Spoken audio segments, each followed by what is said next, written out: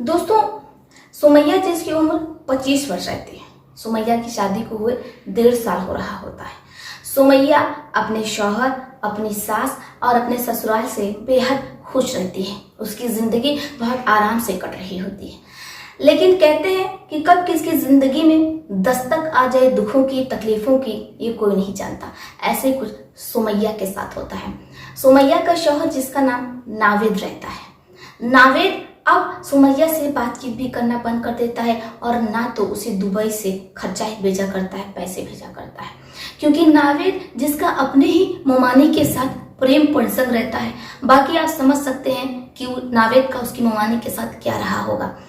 नावेद जो कि शादी से पहले भी अपनी ममानी के साथ ये सारी चीजें किया करता था, लेकिन जब उसकी शादी हो जाती है, नई नई दुल्हन आती है, तो नावेद अपनी बीवी के ही पास रहता है। लेकिन अब तो शादी को 1.5 साल हो गया था। नावेद जिसका मन भर जाता है, अब वो दुबई चला जाता है और अपनी पत्नी से ना तो बात करता है और ना ही अपने बेटे और बेटियों के लिए खर्चा भेजता है।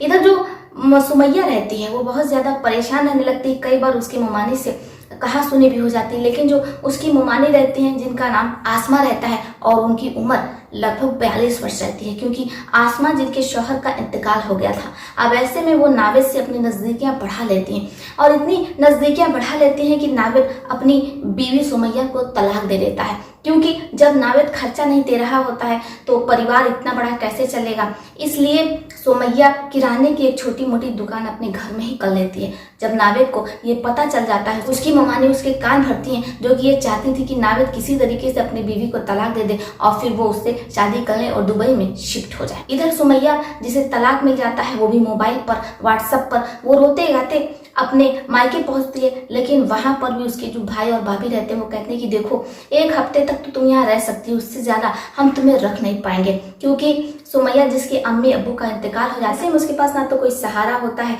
और ना ही कोई ठिकाना होता है कि जहाँ पर वो अपने बेटे और बेटियों का और खुद का सर छुपा सके।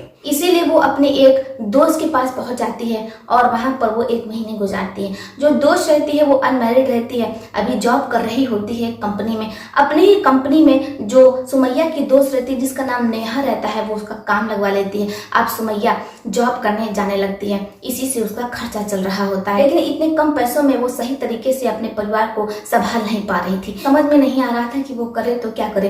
तभी अचानक उसके मोबाइल पर घंटी बजती है। जैसे ही सुमैया देखती है तो उसका चेहरा खिड़ उठता है, क्योंकि वो फोन किसी और का नहीं रहता है बल्कि नावेद का रहता है, उसके शौहर का रहता है। जैसे ही वो फोन उठाती है तो दहाड़े मार करके रोने लगती है। नावेद चुप कराकर कहता है कि देखिए सुमैया जी, जैसा मैंने आपके साथ किया वैसे ही मेरे साथ हुआ, क्योंकि जो मुमानी है वो मुझसे सिर्फ पैसों के लिए बातचीत करती थी, सिर्फ मुझसे पैसे ले रही थी। और जैसे उन्हें पता चला कि मेरी नौकरी छूट गई है तो उन्होंने गांव के किसी और लड़के को फंसा लिया, जो कि मेरा दोस्त है, और उसने ही मुझे पूरी बात बता दी है। जब मुझे सच्चाई पता चली तो मुझे बहुत शर्मिंदगी हुई और मैंने आपको फौरन फ़ोन किया। मैं आपसे शादी करना चाहता हूँ, निकाह करना चाहता हूँ दोबारा से। जब सुमैया ये सुनती है तो उसके पैरों तले ज़मीन खिसक जाती है, क्योंकि अगर अब सुमैया को नावेद से शादी करनी है तो उसे हलाला करना पड़ेगा। उसे कुछ समझ में नहीं आ रहा होता है। इसलिए जो नावेद रहता है वो अपने ही अब्बू से सुमैया का यानी कि अपनी बीवी का हलाला करवा देता है। नावेद को लगता है